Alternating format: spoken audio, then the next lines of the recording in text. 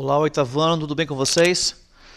Estou vendo que está chegando novos alunos aí para acompanhar a nossa revisão. É uma pena que ainda não tive o privilégio de poder trabalhar com vocês pessoalmente, mas o professor está com muita saudade de vocês mesmo, tá? Gente, vamos continuar então nossos estudos de matemática, aula de reforço. Vocês perceberam que eu não estou passando o exercício para vocês responderem para mim, né? Mas eu preciso que vocês coloquem como atividade concluída o fato de vocês estarem assistindo às aulas para que eu possa dar a nota lá. Que isso é um suporte a mais para a gente identificar se o nosso trabalho está fazendo efeito ou não. Eu tenho um projeto aí de antes da prova de vocês eu fazer um diagnóstico bem tranquilo de análise para deixar vocês mais seguros aí para a nossa avaliação trimestral. E também para deixar vocês preparados para fazer a resolução dos trabalhos, tá ok? Então, a gente vai continuar do nosso módulo 3 e a gente vai dar início ao capítulo 10 do nosso livro. Então, abra aí seu livro no capítulo 10, que a gente vai continuar o estudo sobre... Aliás, a gente vai revisar, né, o conteúdo de equações de primeiro grau com duas incógnitas. Então, equações de primeiro grau com uma incógnita, x, y, ou z, ou w, apenas uma, né? A gente viu lá no sexto ano, quando o professor foi professor titular de vocês, né? E agora a gente vai trabalhar equações de primeiro grau com duas incógnitas. Tá ok, gente?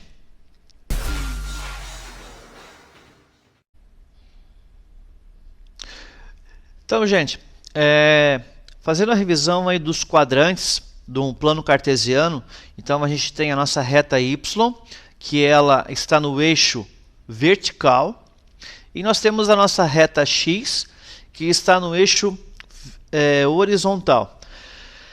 A equação de primeiro grau com duas incógnitas, ela faz uma relação assim, ó. Dependendo do que estiver acontecendo aqui no eixo x, pode estar acontecendo alguma coisa aqui no eixo y. Por que eu digo pode? Porque em alguns casos a gente vai ter uma função que ela é constante e aqui a gente pode colocar na reta x qualquer valor para x, 5, 6, 7, 8, 10, 1 milhão, 1 trilhão, e a reta y ela vai continuar imutável, ela não vai subir nem descer, ela vai continuar na mesma forma que ela havia iniciado, por isso que a gente chama ela de fórmula de função constante. Então, o primeiro quadrante, segundo quadrante, terceiro quadrante e quarto quadrante.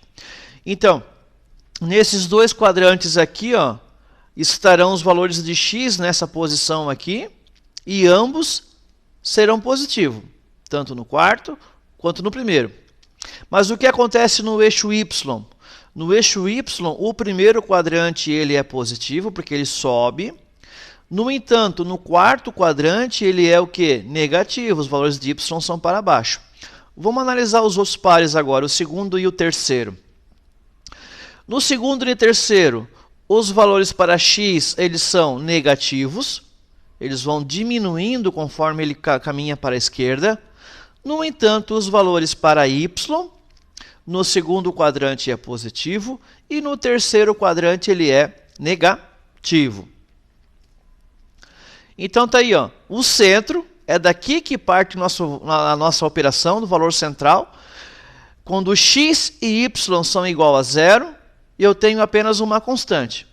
Então, a partir daqui, ó, desse valor central, onde está um eixo corta o outro, que inicia a nossa relação no eixo x e eixo y. Então, ó, acreditando que, como combinado em aulas anteriores, o caro aluno já tenha feito a leitura da síntese do capítulo. Vamos agora resolver os exercícios da página 220.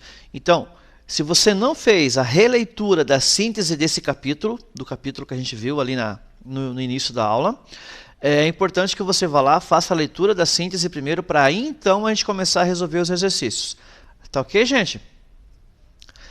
Então tá aí, ó. Exercício número 1. Os pares ordenados que representam os pontos P, Q, R e S, respectivamente, são. Então, se é respectivamente, É nessa ordem. Primeiro o P, depois o Q, depois o R, depois o S. Então vamos lá. Se a gente achar a alternativa que contém os 4 correto, então essa é a alternativa certa. Vamos analisar o ponto P. O ponto P é esse daqui, ó. Ele está no primeiro quadrante. Então ele está x igual a 2, está vendo? Ó? Partindo da origem, o x andou 2 unidades e o y andou 3 unidades. Então, quando eu tracei uma reta cruzando o eixo x e interceptando o eixo da projeção do eixo y, eu achei o ponto P aqui, ó. Então, sempre a coordenada precisa ter uma ordem. Primeiro eu faço a leitura do valor de x e depois do valor de y. Então, nesse caso aqui, ó, a coordenada do ponto P é 2, que é a coordenada do x, e 3. Então, a alternativa A não é. A alternativa B pode ser, porque eu achei esse ponto P aqui, ó, mas os demais a gente precisa fazer análise ainda. Pode ser a C e pode ser a D. Então, a A a gente já descartou. Vamos para o ponto Q. O ponto Q está aqui, ó, nesse quadrante aqui.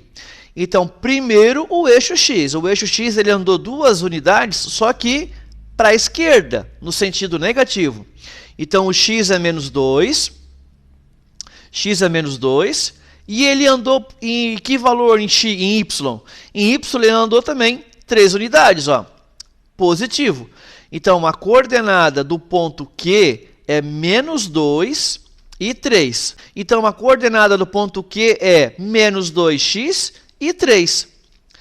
Então, a gente já descartou, vamos para B. Menos 3 e menos 2 não é. A C, menos 2x, aqui está certo. E 3y também está certo. Então, a C é a que está me dando a alternativa correta até agora, tanto no ponto P e no Q.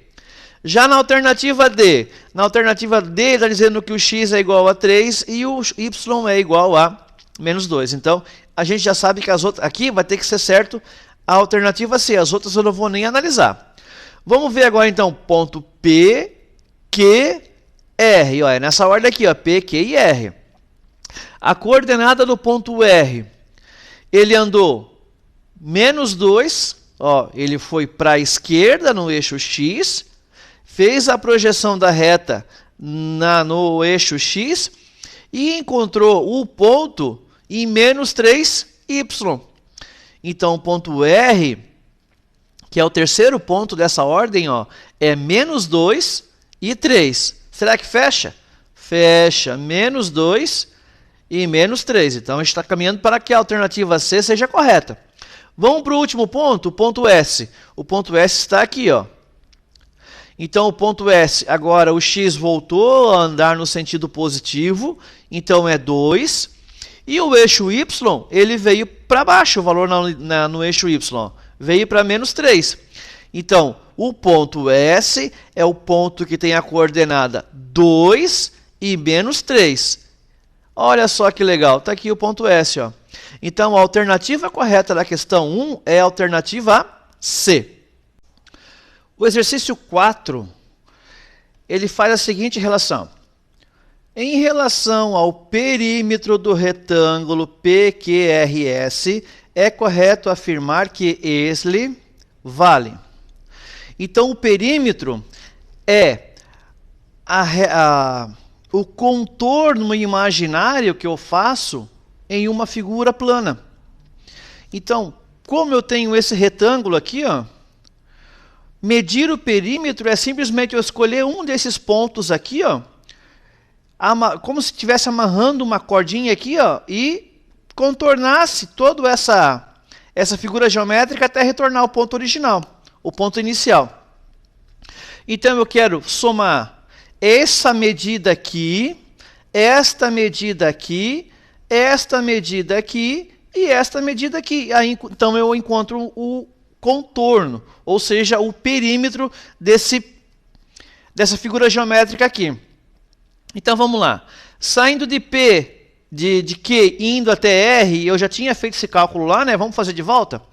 Então, ó, a daqui e aqui, ó, é a mesma. Então, basta eu encontrar o valor uma vez e somar, né?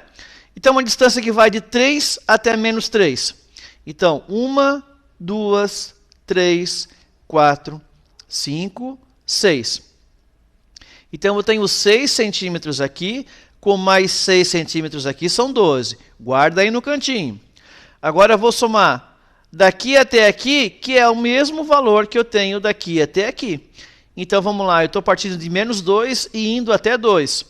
Então, 1 centímetro, 2, 3, 4. Se eu tenho 4 aqui, eu tenho 4 aqui, eu tenho 8. E eu já tinha 12 do outro. Então, 12 com 8 é igual a 20. Então, a questão 4, alternativa D, 20 centímetros. Questão 5. Sobre a área do retângulo PQRS, podemos afirmar que ela é igual a área, você lembra lá do sexto ano, é lado vezes lado. Ou então, a base de uma figura geométrica vezes altura, se ela for um retângulo ou um quadrado. Base vezes altura, eu encontro a minha área. Então, se eu já tinha as medidas, porque as medidas não alteraram, ó, as medidas continuam a mesma. Então, eu tenho 12 aqui e eu tenho 12 aqui, né? Lado vezes lado. PQRS, podemos afirmar que ela é igual a... Então, eu tenho de 2 até 2, ó, 1, 2, 3, 4. E eu tenho de 3 até menos 3, 1, 2, 3, 4, 5, 6. Então, 6 vezes 4, ó, a base 4 vezes a altura 6 é igual a 24 centímetros quadrados. As unidades já vinham lá do exercício 1, né? Ele está dizendo que a distância aqui, ó, entre um valor numérico e o outro é de 1 centímetro.